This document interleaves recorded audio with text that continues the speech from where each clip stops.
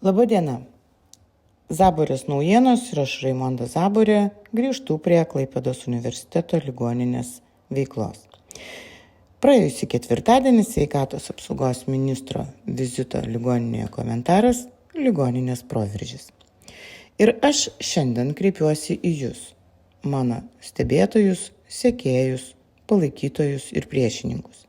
Kaip manote, kas stebi Klaipėdos universiteto ligoninės stebėtojus, kai ligoninė skęsta finansinėje krizėje? Pradėsiu nuo vaizdo, kuris mano akimis puikiai iliustruoja šiandieninę Klaipėdos universiteto ligoninę. Zaborės naujienos iš anksto viešai paskelbė, kad į Klaipėdos universiteto ligoninę atvyksta sveikatos apsaugos ministras ir kad aš taip pat atvyksiu pabendrauti, užduoti klausimų be tanko, šautuvo ir be organizuoto 3000 negaunančių paslaugų pacientų būrio. Aš atvyksiu tik su kamera, telefonu ir klausimais, kuriuos užduoda pacientai ir ligoninės medikai. Paradoksalu, tačiau nei vienas vadybininkas ar administracijos darbuotojas nesikreipė su skundais apie darbo krūvius, išsekimą ir viršvalandžius arba nemokamą atlyginimą už faktiškai išdirbtas valandas. Ir kągi mes turime prie ligoninės? 3 policijos ekipažus. 3. Čia jau net pasijutau aš svarbi. Gal 4 stovėjo už kampo? Gal ant stogo snaiperiai gulėjo? Gal Rusija buvo įrengtas vadovybės evakuacijos bunkeris, o racijomis sklido kodinis pranešimas. Dėmesio, Zaborė artėja. Kartoju, Zaborė artėja. Žinoma, tai sarkazmas. Bet pati situacija juokinga tik 1 minutę. Nes tuo metu, kai prie ligoninės galima sutelkti 3 policijos ekipažus dėl visuomenininkės norinčios užduoti klausimus ministrui, pačioje ligoninėje yra problemų, kurių policija neišves. Čia dar patikslinsiu. Sveikatos apsaugos ministras Linas Kukuraitis lankėsi ir Klaipėdos Raudonojo kryžiaus ligoninėje bei Kretingos ligoninėje. Ten jokių policijos ekipažų nebuvo. Nesimatė ir bėgančių, skubančių filmuotojų bei vadovybės. Taigi, nei snaiperiai, nei policijos ekipažai nepanaikins ir neišveš milijoninių nuostolių, apyvartinių lėšų trūkumo, milijoninių skolų tiekėjams, specialistų trūkumo ir tūkstančių žmonių eilėse. Ir čia jau nebe satyra, čia finansinės ataskaitos. Ir apie tai parašė auditorius. Ir tikrai ne Zaborės naujienos. 2025 m. Klaipėdos universiteto ligoninės finansinių ataskaitų audito išvada sąlyginė. O tai, paprastai žodžiais tariant, kad į auditą dėl ligoninės nepateiktų duomenų ne viskas teisinga ir patikima. Dabar šiek tiek skaičių, kurie daug kam gali pasirodyti neįdomus, bet jie labai svarbus. Kodėl svarbus? Ogi todėl, kad po 3 metų pakankamai gerai veikusių 3 ligoninių sujungimo akivaizdu, jog vadovybė turėtų trauktis. Ir tai yra ne tik mano nuomonė. Klaipėdos universiteto ligoninė 2025 metus baigė su maždaug -4 milijonų eurų rezultatu. Tiekėjams metų pabaigoje mokėtina suma siekia apie 12,5 milijono eurų. Trumpalaikiai įsipareigojimai apie 26 milijonai eurų. Ir dokumentuose kalbama apie apyvartinių lėšų trūkumą bei pradelstus atsiskaitimus su tiekėjais. Ir tai ne mano interpretacija, o informacija iš viešai pateiktų dokumentų. Ir štai tada ateina 2026 metai. Ir per 1 pusmetį Klaipėdos universiteto ligoninės rezultatas jau maždaug -7 milijonai eurų per 6 mėnesius. Daugiau minuso negu per visus 25 metus. Todėl aš ir nustembu, jeigu čia finansinės situacijos gerinimas, kaip tada atrodytų bloginimas. Gal -10 milijonų jau vadintume proveržiu, -15 transformacija, o -20 tarptautinių vadybos projektų. Ir kas būtų, jeigu tiekėjai vieną rytą pasakytų stop. Šito klausimo turbūt nereikia dramatizuoti, juk nebus tie tiekėjai, bus kiti, ar ne? Ligoninė pati pripažįsta apyvartinių lėšų trūkumą. Skolos tiekėjams skaičiuojamos 10 milijonų. Tai kas atsitiktų, jeigu vieną dieną dalis kritinių tiekėjų pasakytų, kol neatsiskaitysite, daugiau nieko netieksime. Vaistų, reagentų, medicinos priemonių, tvarsčių, implantų, įrangos aptarnavimo, nors mano surinkta informacija sako, kad nelabai ta įranga yra aptarnaujama. Neteigiu, kad taip atsitiks. Klausiu, koks yra ligoninės atsparumas, jeigu taip atsitiktų. Nes ligoninė ne privatus fabrikas, kuriame galima 3 savaitėms sustabdyti gamybos liniją. Čia finansinės vadybos pasekmių galutinis gavėjas yra pacientas. O gal vis dėlto visos Lietuvos ligoninės taip gyvena? Šitą argumentą irgi patikrinau. Už kelių kilometrų veikia Respublikinė Klaipėdos ligoninė. Ta pati Lietuva, tas pats PSDF-as, tas pats regionas, tas pats medikų trūkumas ir atlyginimų augimas. Raudonojo Kryžiaus ligoninė 26 metų pirmąjį pusmetį taip pat dirbo nuostolingai, apie 1,5 milijono eurų minusą. Taigi, pasakos, kad ten pinigais lyja, nepasakosiu. Yra iš tiesų įdomių direktoriaus sprendimų, bet pažvelkime į balansą.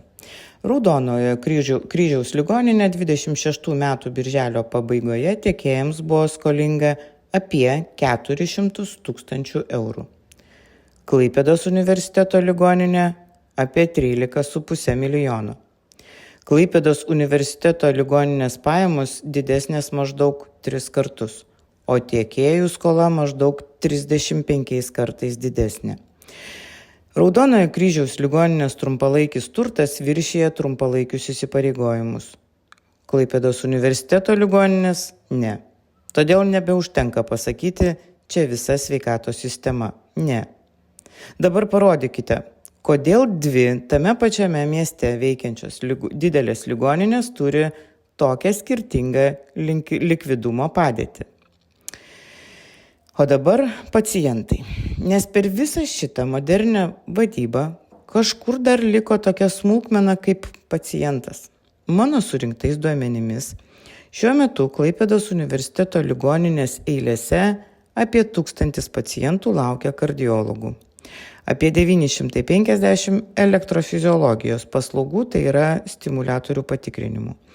Apie 1200 pacientų laukia neurologų. Vien šiose 3 srityse apie 3200 žmonių laukia eilėse. Neurologų po sujungimo pasitraukė tiek, kad jų liko labai mažai. Stimuliatorių patikrų srityje dirba 4 gydytojai. Dar prieš porą metų stimuliatoriaus patikros pacientas laukia maždaug 2-3 savaitės. Dabar 4-5 mėnesius. Ir tai įvyko per pastaruosius 2 metus. Tai štai jums pats paprasčiausias reformos rezultatas. Tai yra ne prezentacija, centro pavadinimas, ne naujas vadybininkas. Kiek pacientas laukia prieš reformą ir kiek laukia dabar. O skubioje pagalboje, žinokite, kitokia optimizacija. Pacientai laukia, artimieji laukia, rezidentai dirba, o traumų srautui tam tikrų metų pagal nustatytą organizavimą vienas traumatologas. Vienas visam regionui per parą.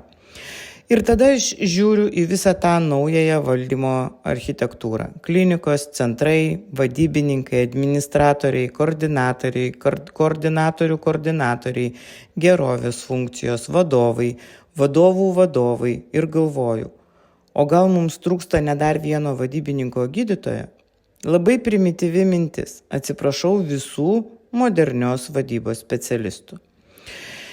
132 administracijos darbuotojai pernai, o paskui 212.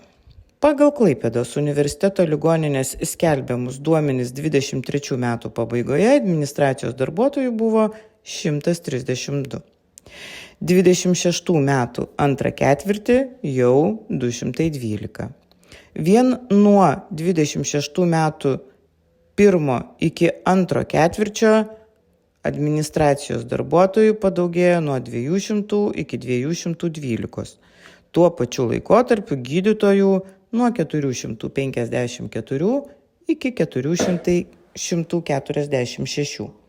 Slaugytojų sumažėjo nuo 1004 iki 995. Ir aš neteigiu, kad visi 212 administratorių yra nereikalingi. Bet esant beveik 7 milijonų pusmečio minusui, kiekvienas toks etatas turi turėti atsakymą į vieną klausimą: ką jis duoda pacientui arba ligoninės efektyvumui. Jeigu duoda, parodykite. Jeigu neduoda, kodėl pacientas turi finansuoti vadybos piramidę, laukdamas gydytojo kokius nors 5 mėnesius. O vadovybės štai atlyginimai panašu krizės nepajuto. 2025 metais direktoriaus Audriaus Šimaičio metinis atlygis pagal viešai skelbtus duomenis išaugo nuo 100 beveik 25 tūkstančių iki 148 tūkstančių per metus. Ir šis atlyginimas yra be priedo.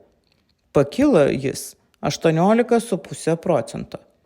Jūratės Grubliauskienės, direktorės ekonomikai ar dar kažkaip tai ten vadinasi, nuo 104 tūkstančio iki beveik 125 tūkstančių eurų per metus. Tai yra 20% kilusi alga pernai.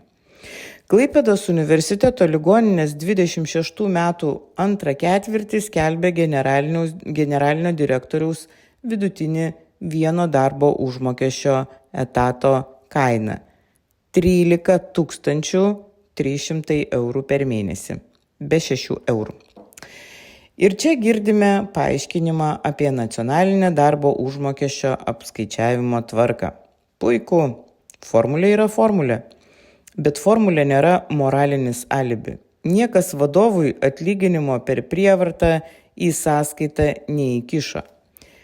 Kai tavo vadovaujama įstaiga turi apyvartinių lėšų problemų, milijoninės skolas tiekėjams, beveik 7 milijonų pusmečio minusą ir tūkstančius pacientų eilėse, visuomenė turi teisę klausti: ar vadovybės atlygio augimas 10% tokiu metu yra normalus solidarumo ir atsakomybės pavyzdys? Man tai atrodo, kad ne. Man tai atrodo aukščiausio lygio cinizmas. Ir tada aš prieinu prie tos jau mano pradžioje paminėtos stebėtojų tarybos. Štai čia prasideda mano mėgstamiausia šio spektaklio dalis. Klaipėdos universiteto ligoninė turi stebėtojų tarybą. Žodis be galo gražus – stebėtojų.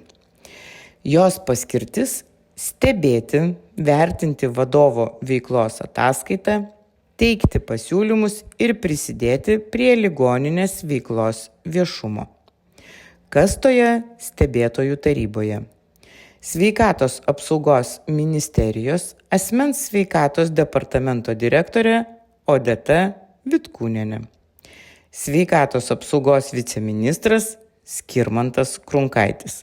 Štai jis nuotraukoje meiliai ir familiariai apsikabinęs skubios medicinos pagalbos klinikos vadovą Marių Eliką. Apie skubios pagalbos skyriuje rugpjūčio 12 dieną susidariusią katastrofišką situaciją dariau reportažą sulaukusi beveik 600 tūkstančių žmonių peržiūrų. Toliau seka Klaipėdos universiteto teisės ir sutarčių valdymo vedėja Jorika Buivydaitė. Klaipėdos universiteto vyriausioji finansininkė Jūratė Varpukauskienė. Klaipėdos meras Arvydas Vaitkus. Aš jau paminėjau, kad sako merė, kurkite tą miestą gražų, kokį jūs dabar pradėjote, tas naujas statybas, mes atvažiuosim pas jūs dirbti, jaunieji medikai. Mes prieš 2 ar 3 savaitės lankėmės Klaipėdos universiteto ligoninėje. Ir ligoninės vadovas, ponas Šimaitis, jis sugebėjo prisitraukti ne tik, kad čia buvo toks, kaip sakant, šurmulys mūsų miestelėje, bet ant ko lenkiu jam galvą, jisai prisitraukė 14 medikų, kurie grįžo iš to pačio Londono, Kopenhagos, iš Malmės ir iš kitų Europos dalių, grįžo gyventi į mūsų miestą. Ką jie įvardina, 2-3 dalis. Galbūt pirmoji vietoje yra tai, galbūt pirmas, antrą vietą galima į vieną visumą dėti, nes jie sako, vadovo charizma. Čia apie universitetinę ligoninę jūs Apie kalbate? universiteto, sakė, reikia vadinti. Taip, Universiteto ligoninė. Ir darbuotojų atstovas, profesinių sąjungų atstovybės pirmininkas Dainius Burdulis. Ir čia ne studentų saviveiklos būrelis. Čia žmonės, kurių pareigybės pačios savaime suponuoja kompetenciją suprasti, ką reiškia -7 milijonai, likvidumas, tiekėjų skolos ir darbo užmokesčio fondas. O dabar visiškai absurdiška versija. Gal jie tiesiog nepastebėjo? Gal sveikatos apsaugos ministerijos asmens sveikatos departamento direktorė nesuprato, ką reiškia ligoninės finansiniai rodikliai? Gal viceministrui kuruojančiam sveikatos sistemą minusai atrodo kaip pliusai? Gal universiteto vyriausioji finansininkė atsidariusi balansą pagalvojo, 13 milijonų tiekėjams, na pasitaiko? Gal meras tuo metu žiūrėjo pro langą ir žavėjosi ligoninės direktoriaus charizma, o profesinės sąjungos vadovas gal nepastebėjo atlyginimų klausimo. Žinoma, tai absurdas. Būtent todėl ir kyla klausimas, jeigu tokios kompetencijos žmonės matė, kas vyksta, tai ką jie darė? Ir štai čia prasideda tikroji komedija. Mes randame, kad stebėtojų taryba 2024 metais, balandžio 19 dieną, derino apmokėjimo tvarką. 2025 metais balandžio 4 dieną jie vėl derino. 2025 metais gruodžio 16 ir vėl derino. Taigi, atlyginimų klausimo taryba nepražiopsojo. Čia regėjimas veikia, bet aš noriu pamatyti protokolus. Kaip balsavo, kas prieštaravo, kas klausė, ar ligoninė gali savo tai leisti, kas pareikalavo mažinti administracinius kaštus, kas paklausė apie tiekėjų skolas, kas pareikalavo krizės plano, kas įvertino Audriaus Šimaičio veiklą ne pagal prezentaciją, o pagal rezultatą. Tai ir kur tie protokolai? Štai čia mano klausimas Klaipėdos universiteto ligoninės vadovybei jau visiškai oficialus. Kodėl visuomeniai lengvai neprieinami stebėtojų tarybos posėdžių protokolai? Tarybos, kurios vienas iš tikslų prisidėti prie ligoninės veiklos viešumo. Čia jau beveik satyros rašyti nebereikia. Ji pati pasirašo. Viešumą užtikrinanti taryba, kurios protokolų visuomenė nemato.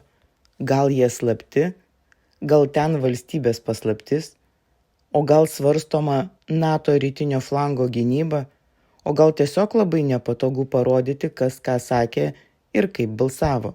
Aš nežinau, o gal ieškoti protokolų nemoku, todėl ir klausiu. Ir jeigu protokolai vieši, puiku. Klaipėdos universiteto ligoninė, paskelbkite juos, visus, su darbotvarkėmis, dalyvavusiais nariais, balsavimais, atskirosiomis nuomonėmis, nusišalinimais ir tarybos pasiūlymais vadovybei bei dalininkams. Tada nereikės nei Zaborės interpretacijų, nei spėlionių. Visuomenė taigi pati moka skaityti ir perskaitys. Ir ypač noriu pamatyti Dainiaus Burdulio balsavimus, nes čia situacija ypatingai įdomi. Dainius Burdulis taryboje atstovauja darbuotojams. Gauna už atstovavimą algą. Viešai jis yra kritikavęs atlyginimų skirtumus, darbo krūvius ir administracijos prioritetus. Gerai, tada noriu žinoti, kaip darbuotojų atstovas balsavo, kai stebėtojų taryba derino Klaipėdos universiteto ligoninės vadovų darbo apmokėjimo tvarkas. Ar prieštaravo, ar pateikė atskirąją nuomonę, ar reikalavo pirmiau sutvarkyti eilinių darbuotojų atlyginimus, ar kėlė klausimą dėl vadovybės atlygio. Jeigu taip, parodykite protokolą. Jeigu ne, darbuotojai irgi turi teisę tai žinoti, nes profesinės sąjungos lyderio balsas stebėtojų taryboje turėtų būti ne dekoracija. Ir štai dar įdomesnė sveikatos apsaugos ministerijos konstrukcija. Turim sveikatos apsaugos ministerijos asmens sveikatos departamento direktorę Odetą Vitkūnienę. Turime viceministrą Skirmantą Krunkaitį. Abu Klaipėdos universiteto ligoninėje stebėtojų taryboje. Ministerija kartu su Klaipėdos universiteto ligoninė dalininkė. Ir tada kyla ne kaltinimas, o labai elementarus gero valdymo klausimas. Kas stebi stebėtojus? Nes jeigu ministerijos žmonės sėdi ligoninės priežiūros organe, ministerija pati dalyvauja ligoninės valdyme, o vėliau ministerija turi vertinti, kas ligoninėje nutiko, susidaro labai jaukus uždaras ratas. Sveikatos apsaugos ministerija prižiūri, Sveikatos apsaugos ministerijos atstovai stebi, stebėtojų taryba vertina, o kai rezultatas blogas, kas tada turi pareikalauti atsakomybės? Vėl Sveikatos apsaugos ministerija. Čia jau ne korupcijos konstatavimas, tai klausimas apie institucinį nepriklausomumą ir atsakomybės architektūrą. O už stebėjimą, žinokite, dar ir mokama.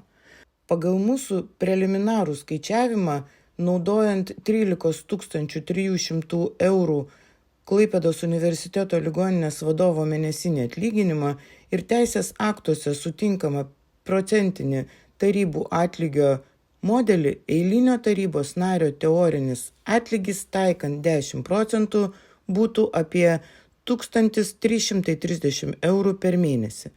Pirmininko taikant 14% apie 1860 eurų atlyginimo per mėnesį.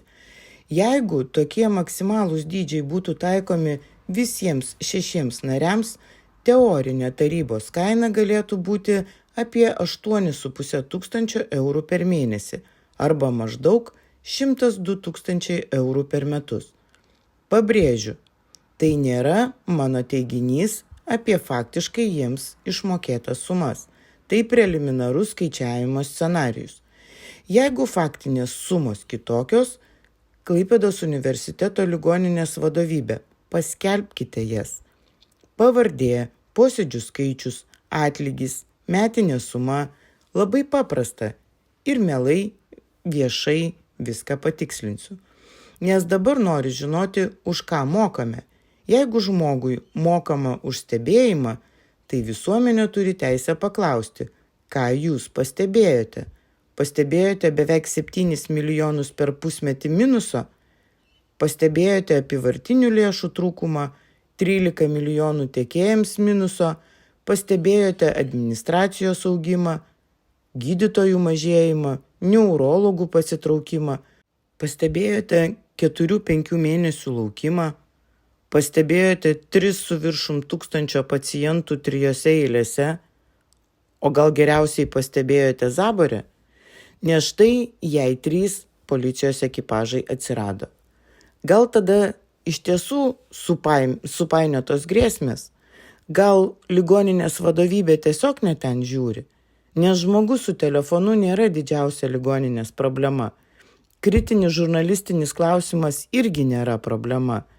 Visuomenininkas, nežinau, kur čia problema. Problema yra tai, apie ką jis klausia. Problema, kai gydytojas išeina, kai pacientas laukia 5 mėnesius, kai administracija auga greičiau negu gydantis personalas, kai tiekėjams kaupiasi milijonai, kai per pusmetį prarandami beveik 7 milijonai. Ir problema, kai žmonės, kurių pareigybėje įrašytas žodis stebėti, visuomeniai neparodo, ką jie pastebėjo ir ką padarė. Todėl mano klausimas yra jau ne vien Audriui Šimaičiui. Klausiu Sveikatos apsaugos ministerijos, Klaipėdos universiteto, stebėtojų tarybos ir klausiu jos narių asmeniškai, kada pasakysite stop. Kada bus atliktas nepriklausomas Klaipėdos universiteto ligoninės valdymo struktūros funkcinis ir ekonominis auditas? Kiek realiai kainuoja visa administravimo piramidė? Kiek darbuotojų gavo išeitinės ir vėliau buvo priimti atgal? Kiek tai kainavo? Kodėl pasitraukė specialistai? Kodėl augo eilės? Kodėl augant finansinėms problemams augo administracija? Ką konkrečiai rekomendavo stebėtojų taryba? Kaip jį vertino generalinio direktoriaus veiklą ir kur stebėtojų tarybos protokolai? Nes galų gale Klaipėdos universiteto ligoninė nėra direktorių gamybos ligoninė. Ji nėra ministerijos, universiteto, vadybininkų, stebėtojų tarybos. Ji yra pacientų ligoninė. Ir reformos rezultatas matuojamas ne tuo, kiek sukūrėme centrų, vadybininkų, koordinatorių ir naujų pareigybių. Jis matuojamas tuo, ar žmogus gauna pagalbą. Ar gydytojas pasilieka dirbti, ar pacientas laukia 2 savaitės ar 5 mėnesius, ar skubi pagalba turi pakankamai medikų, ar ligoninė gali atsiskaityti su tiekėjais ir ar jos vadovybė sugeba atsakyti į nepatogius klausimus be policijos teatro. Todėl pabaigsiu vienu sakiniu. Gal kitą kartą, kai atvyks Zaborės naujienos, nereikia 3 policijos ekipažų. Vieną galima palikti dėl visako. O kitų 2 ekipažų kuro pinigus pridėkite prie ligoninės apyvartinių lėšų. Nes šiandien Klaipėdos universiteto ligoninėje pavojingiausias dalykas nėra žmogus su telefonu. Pavojingiausi yra skaičiai, į kuriuos per ilgai buvo patogu nežiūrėti. Ir finansinės ataskaitos turi vieną labai blogą savybę. Jų policija iš ligoninės neišveš. Laukite tęsinio. Pasidalinkite kuo plačiau šiuo reportažu. Taip padėsite mums kuo plačiau skleisti žinią apie, mano nuomonę, bankrutuojančią Klaipėdos universiteto ligoninę. Taip jau visai greitai visos naujienos ir tyrimai bus skelbiami YouTube kanale Zaborės naujienos.